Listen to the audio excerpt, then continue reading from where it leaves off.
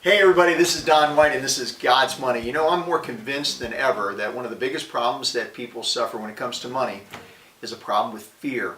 You know, Jesus said it best. He said, "Be anxious for nothing, but in everything give thanks." Man, you want to overcome fear? Start thanking God.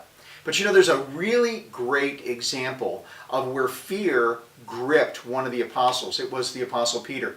Remember the story? He's out in the boat with all of his other buddies, and they get into this huge storm.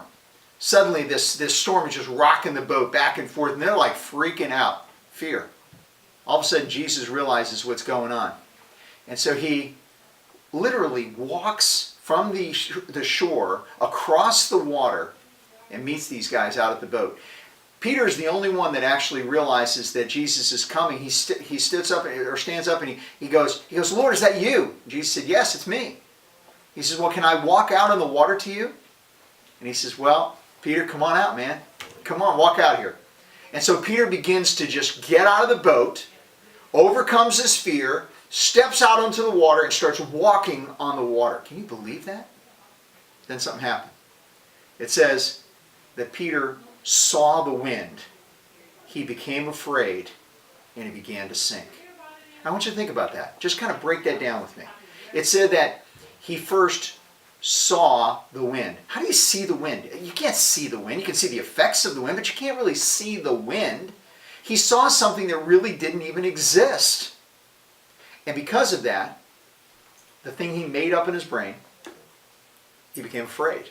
And as soon as he became afraid, he began to sink. But here's the beautiful part about it. The very next verse says, "And he cried out to God, and the Lord rescued him." You see, the real answer to fear is to cry out to God. Every one of us are going to have situations, specifically when it comes to money, where we're going to be freaked out. We're going to be totally afraid. We're going to just think that we cannot get through this. But you know what? We can get through it if we cry out to God.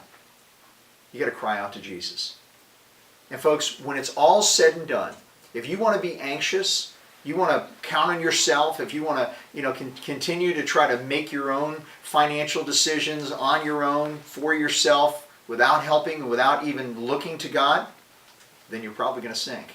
Because here's what's going to happen. You're going to start making stuff up, just like he did.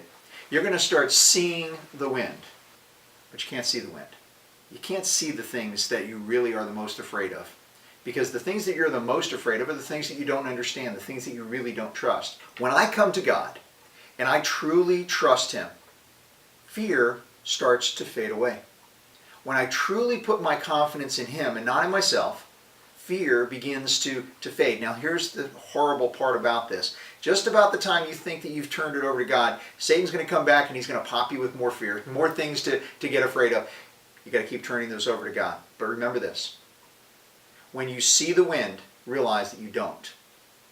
When you start seeing those things which really are not there yet, you're just sort of making them up as you go, you're kind of writing your own script, realize that God's bigger than that.